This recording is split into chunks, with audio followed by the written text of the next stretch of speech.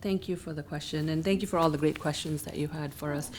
You know, I often get asked, because of much of my work, as I said earlier, is in South Asia.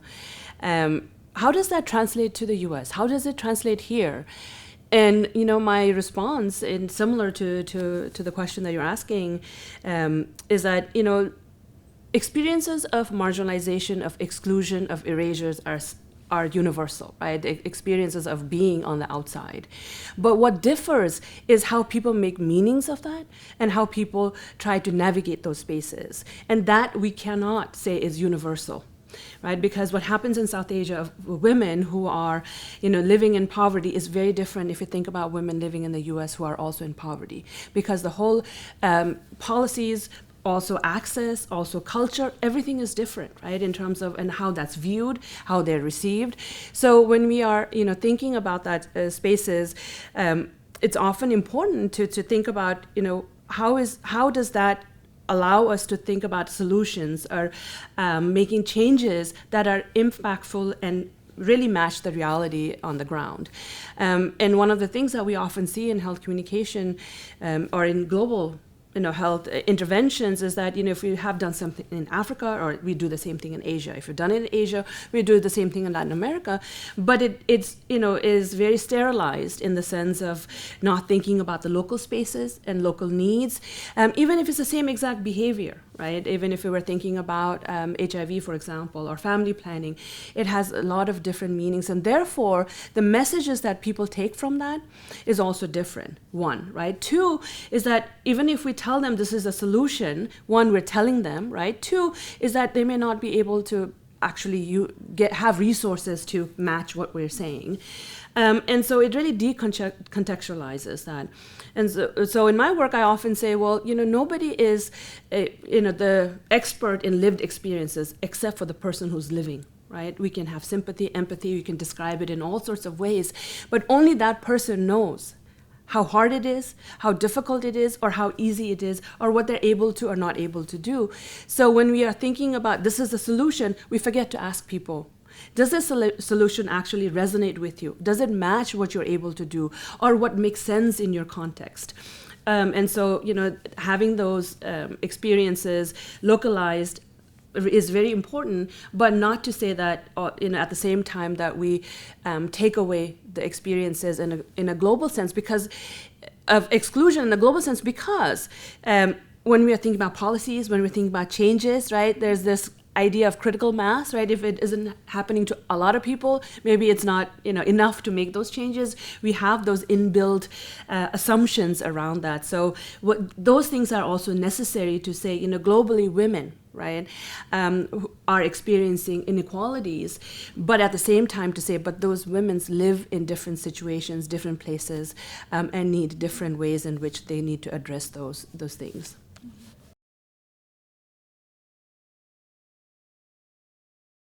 Well, it does, right? We do have global movements that are community-based, that's community organized.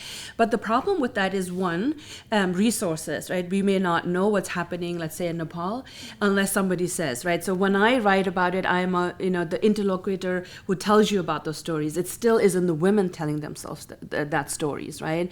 So bringing that into the mainstream is very difficult because of language, because of resources, especially if it's rural, poor communities who are doing this. To really, right, have that. And so often people will say, well, community need voices. And I always say, well, no, they don't need voices. They have voices. What they need is platforms, right? You need platforms to be able to say, this is what we're doing, right? This is how we do it. And so it's not to say that this isn't happening in movements. But often when we write or when we see, right, it is what comes out maybe in media or, stories that are sensational that has been captured. But in a day-to-day basis, even those struggles in a day-to-day basis that women are navigating or trying to figure out and survive, right, is based from that community or from that space. And sometimes it grows into a broader community groups or community movements. But again, right, the challenge is lack of resources that maybe makes it sustainable. So there is that notion of, which I echo, right, something that Mohammed was saying about collaborations, about needing, right, to be able to have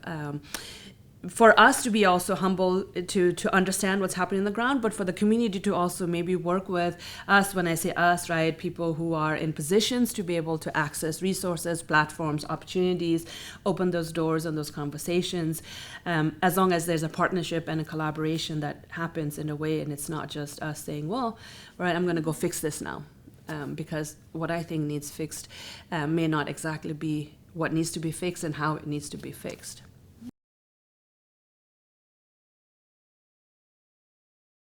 Yeah, so because I think both of us, as you have us here today as a speaker or the guest, uh, we have international background sitting in a different foreign land, right? So there are a lot of international students coming to the U.S. in communication, journalism, media studies programs, and they often question, their own research trajectory, their own like self being here. Should they do research related to the US, and should they research more about their countries? If they focus more on their countries, they have hard times finding advisors. If they want to do research here, they feel out of place. They don't have much context. They're new to the country, maybe 2 3 years. They don't have any ideas about the situation or the contextualized information. So they struggled a lot in that sense, talking about specific community, which is international students. Overall, in media and communication research, I think I wouldn't say advice, or like more of a, kind of a more experiential learning, what I would call, is that, like, instead of like questioning which region to pick, I think if we focus on a more thematic or a topical area or theoretical or practical problem, try to solve it, focusing on different populations, thinking about some have more problems than others, being clear, I think is more helpful when you go along. If you think about these things more tangibly, more thinking more like what is doable, what is feasible, and what is desirable, because sometimes there are a lot of things which are desirable but not feasible. So ending with that, I think instead of questioning self, it takes a lot of time to kind of think through and make a space in a very competitive overall field, where a lot of ideas, production, knowledge are being criticized and questioned, rightly so, in a way that overall we're not contributing again to that cycle of production, or a cycle of knowledge, what has to be uh, one way, not like more inclusive and more just. Yeah, I start with echoing what was just said in terms of kind of thinking about, right, um, not doubting yourself if you have a research idea or a research interest, but I would extend that to say that it also depends on the environment you are, where you have support or not, right? And so this part of the self-doubt also comes from somebody telling you, no, that's not important, that doesn't matter, or maybe not directly in that way, but steering you away from that. I had a student ask me, is it true if I did my research in some place, right, that's located outside of the U.S., that I wouldn't be able to get a job? Right? And I said, well, you're asking the wrong person, because I did my dissertation in Nepal, where I was there for 8 months to collect my data. And I said, but I attribute that to the fact that I had support. Said, you want to do that? That's important. Bring that into health communication.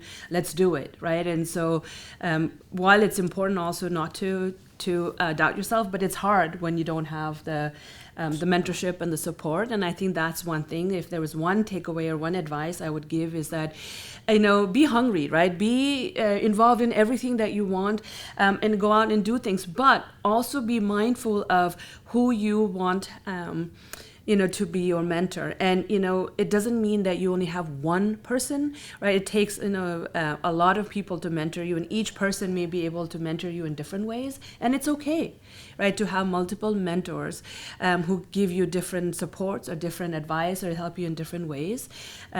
Because I think, there's really, at the end of the day, it's, especially if you're going to be, doing academic research, we do ask people to be original, right? And at the same time, we tell them, well, you can't go there, you can't think in this way.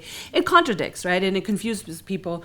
And so I think that, it's a balance in terms of trying to do that. So I think, we do need to think about really, being, hopefully, right, being able to find people. And sometimes you have to go outside of your department, outside of your discipline, or even, in different spaces where people can support and guide you, where you're able to do what you want to do, thinking about the research. Hi, my name is Srivi. I'm the director of CodeShift, the collaboratory for data equity, social healing, inclusive futures, and transformation. Thanks for watching Chai with Srivi.